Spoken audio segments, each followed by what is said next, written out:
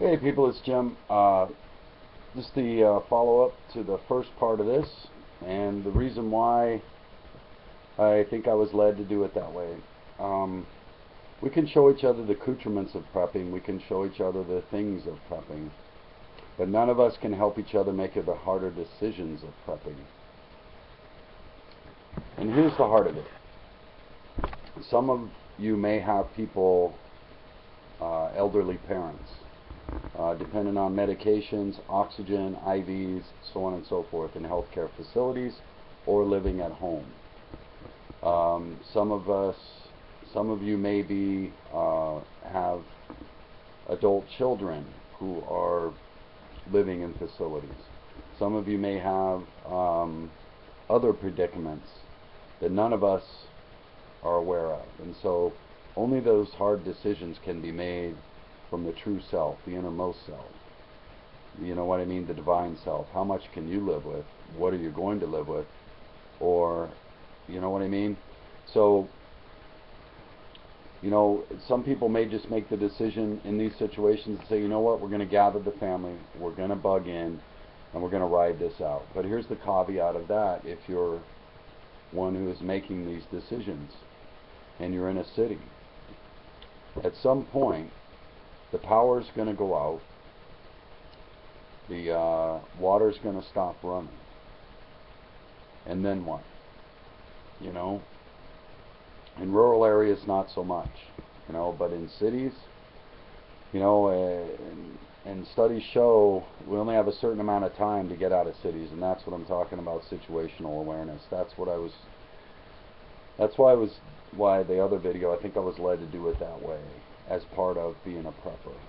You know, some of us have some really tough decisions to make, and none of us is in each other's shoes. Therefore, none of us can be in the situational awareness of another person completely, because of all of these variables that exist even prior to SHTF, or whether we're going to bug out, bug in, or bug out and know we've made the right choices. You know what I mean? And it would behoove many to begin to look at these choices before as part of their preps, if you will. The next part of it is some people are in public service positions. You know, and that's a difficult place. Who are you? What are you at the core of you? There's studies that show within 30 days, most of them will walk off the job and take care of everything they need to. You know what I mean? Other people may be the backup power mechanic or maintenance person for a hospital.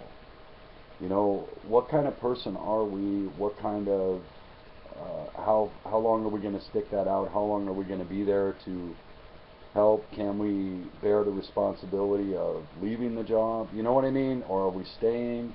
Who are we? What are we? So on and so forth. That's kind of what I've been alluding to, what this video is kind of about. And this is a tough one, man. This is hard. So watch Jimmy Rant's video on bug out tonight, the one he did tonight, because it's excellent. It was definitely what I needed. But you know, these are tough decisions, okay? If you're a nurse, a doctor, any kind of healthcare provider, look what happened in New Orleans. These people just took off, and people died. You know? Can you live with that? You know, these are the truths of the consciousness of self that we should look at now and make the decisions now before we have to make a hasty decision and maybe live in regret for the rest of our lives. Many people, after making a decision that involved multiple people's lives, could not live with that decision afterwards. And this is the heart of it all. Who are we? What are we? At the core of our innermost self, the quantum self, the divine self, who are we and what are we? You know what I mean? And that's kind of where it all starts coming together. Maybe you can see that now. You know, what if you work at a nuclear power plant And it takes 7 to 14 days to shut that plant down, and if it's not done properly, millions will die anyway. Maybe you have a contractual agreement that says you can't take off, and therefore is your family going to be able to make it without you? You know what I mean? Maybe you can't walk off the job if you're in a, let's say you're a hospital generator backup power person. You know, is your family ready to go without you? Do you have a location that you're going to meet up with? Do you have a bug out location that you'll meet there later, or something in that nature? If the cell phone grid's gone down, do you have the communications ready to go for that situation? You know what I mean? Imagine if you keep a hospital going, there is comm there. So if you have comm at your bug out location that your family's heading to, you can stay in touch or whatever. But these are the things that why I think I've expressed the things the way I have. This is the heart of the matter before all of this happens. For each one of us as individuals, the decisions, the harder decisions that will have to be made, you know. And I don't think that many people take the time out to think of all of the situational awareness they need to be. We do terrain and climate and preps. But then I think a lot of us, because it is a hard place to go, forget this vital part of it. Who are we, and what is our truthful, whole situational awareness? What is it really comprised of? And as a leader, if you're in that position where you have to lead and make some tough decisions, it would be best to start thinking some of this stuff through now and make peace with it, so that you can, for instance, say you have parents in elderly care facilities who are in very poor health. Maybe talk it out with them, and they would probably tell you, get the hell out of here anyway. But who are you on that level? What is your consciousness going to allow you to do? Will you hang on too long to jeopardize the rest of your family, so on and so forth? You know what I'm saying? I'm just presenting a scenario, and I know it's bleak and dark, so watch Jimmy's video after this, please, so you can at least get a laugh out of Doritos and I suggested Ben and Jerry's, but anyway, these are the tough things about situational awareness that a lot of people don't think about, and when the moment comes, they hesitate, they freeze, and they stop acting. And and that's the point of it all. Who are we? What are we? What is our truth? What is the truth of our situational awareness on the whole scale? You know what I mean? Where do we really live? And I think some people struggle with prepping because of that. They're avoiding, due to denial, the tougher questions they need to be asking and solving and resolving to make it okay to be whatever type of prepper they want to be. And if someone plans to bug in, I'm all for it too. Hey, there's nothing.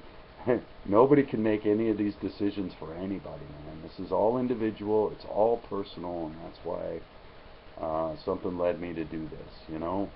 And I feel for our public servants, people in positions of public servants.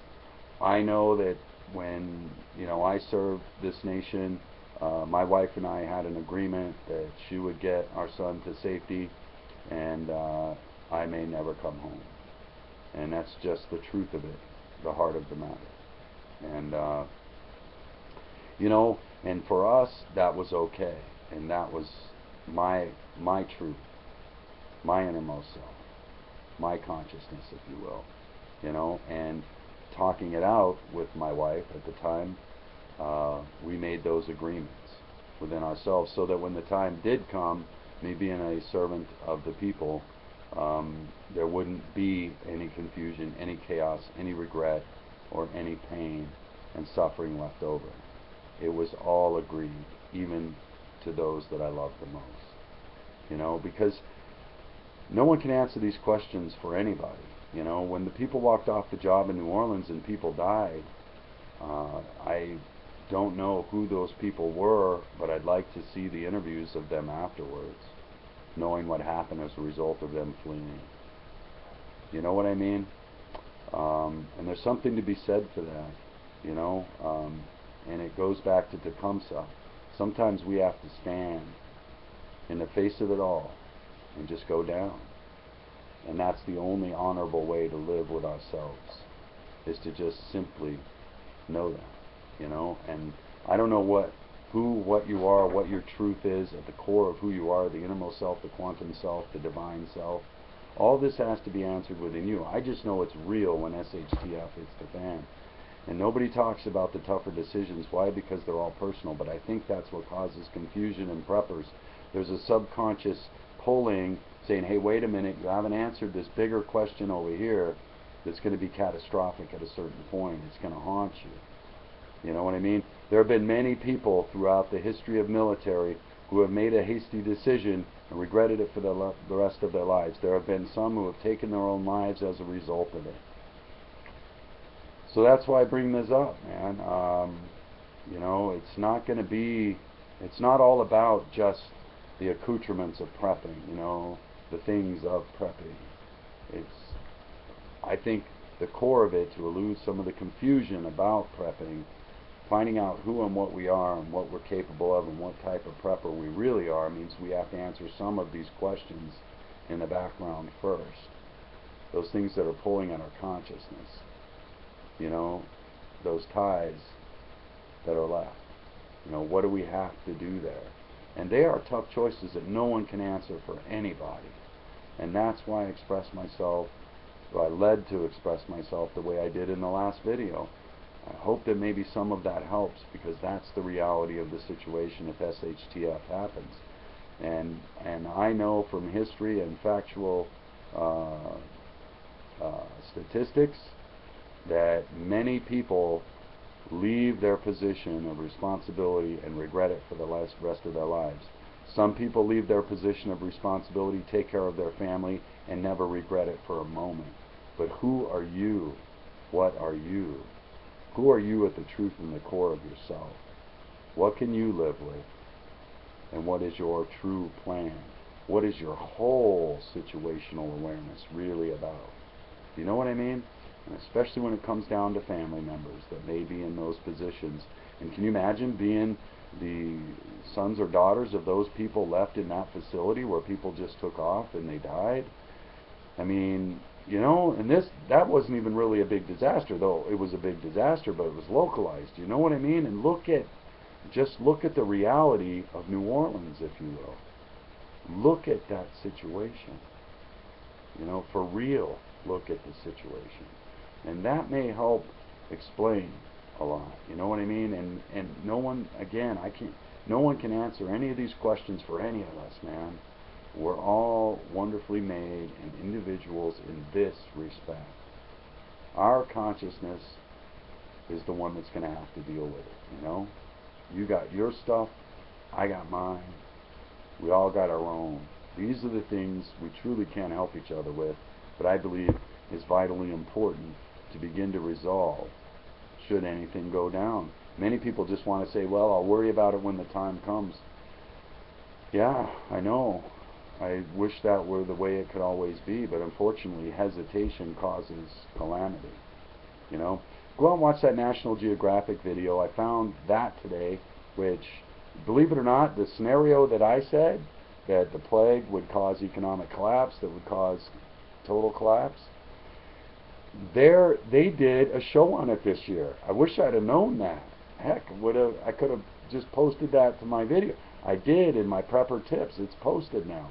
It's not under National Geographic, although they did it, and it is excellent. I really think the way they did it shows a lot of potentiality and truth in there.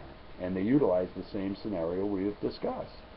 Plague leading to economic collapse, leading to civil unrest. So, anyway, take it to, you know, I know it's a tough subject, but it needs to be said. It needs to be said. This is an important core aspect of all prepping. The truth. Your truth. You know, not mine. Yours. Take what you want, leave the rest. Experience strength and hope. You know, my heart goes out to anyone in a tough situation. That video by National Geographic is in my Prepper Tips section under Armageddon afterwards or after Armageddon. Jim out.